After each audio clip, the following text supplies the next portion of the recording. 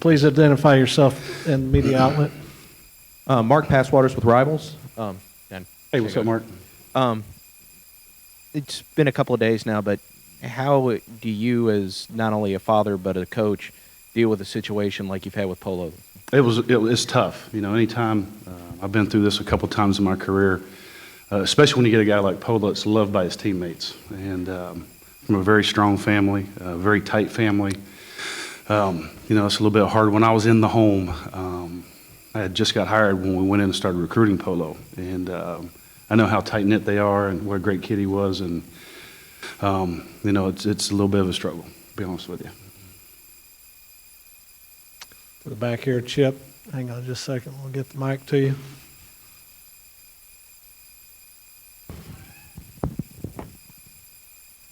Mark, Chip Howard with the Zone.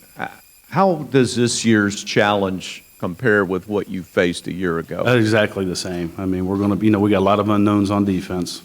You know, I will say this, the good thing is we got about 11, 12 guys that played in the system a little bit, have been on Kyle Field, traveled, which was a far cry from what we had last year. But we're still very, very young. I think the challenges are very, very similar.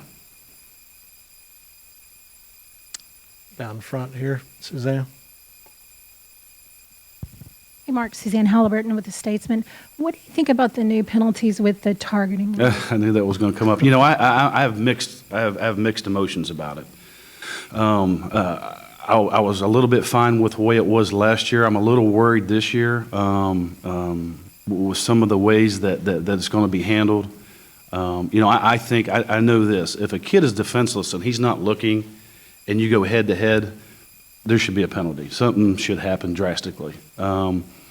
You know, getting hit in the shoulder pad, we're talked about, you know, where we're going to tackle. We started that a couple years ago. Now, if your helmet rises and hits a person in the face, that's a penalty. That I just don't know that that's right. In the heat of the emotion of the game, you guys know I'm on the sideline. The refs are on the field, and they're making a decision in an emotional play to eject a kid.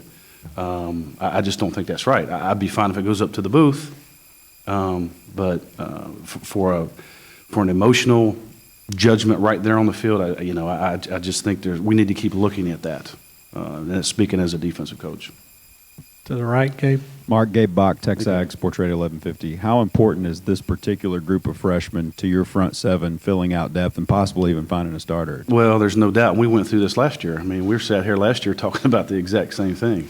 You know, we haven't had a chance to actually get these guys. That's what today is all about. That's why we're so excited to get on the grass today, see what these young men can do. And we'll know a little bit more Friday and Saturday when we get the pads on, what these guys can contribute. I know they were really good high school football players, you know, but that don't always translate into becoming a good college football player. So that's what's exciting about preseason camp.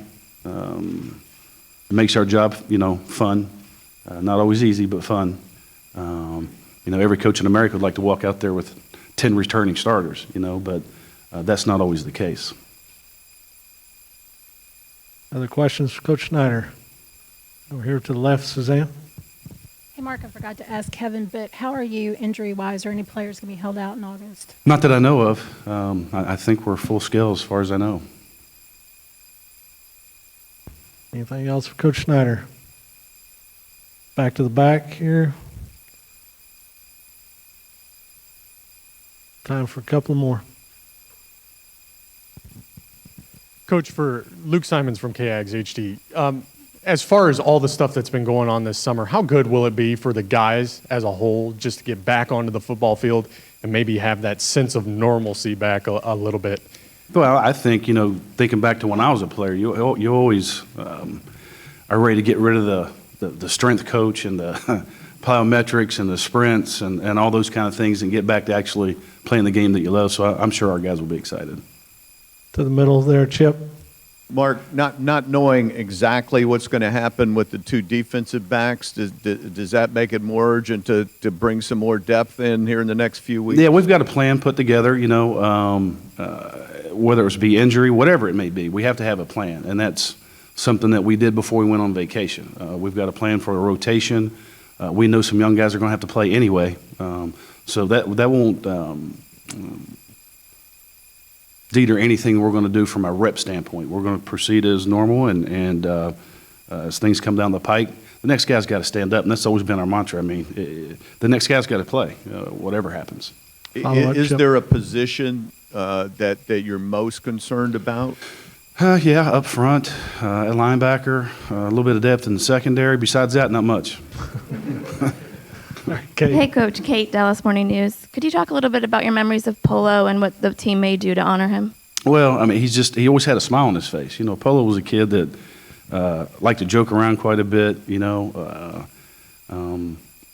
he brought a smile to everybody's face. You know, even though he was young, he wasn't quite like Spencer Neely because he wasn't old enough to bring that kind of energy. But for a young guy, he kind of lightened, he brightened up a room when he walked in and would speak to you as you walk down the hallway and say things that maybe a freshman you think, whoa, I'm a coach and you're a freshman and you're saying this kind of thing, all in good jest. Just a great kid.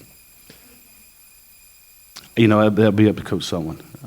One thing to note, the funeral for Polo will be Saturday, and the team will be attending. And then, of course, at Texas A&M, you have silver taps with any current student that passes away, and I believe that will be September 3rd, first Tuesday of the month. Right here, David, you're going to be our last one with Coach Snyder. David Sandop with Scout.com. Coach, you talked about obviously some issues you need to fill, specifically linebacker. I know you had 3 midterm enrollees. Just Right. wondered your assessment on their performance and overall where you see the newcomers kind of fitting in. Well, we'll see.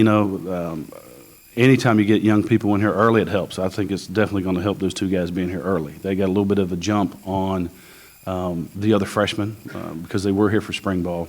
That's going to give them a little bit of advantage, but I'm excited. I kind of know what they can do now. I'm excited to get out there here in the next week or so and see what these other guys can do. All right, Coach, thanks for your All right, time. thank you. We had Coach McKinney here.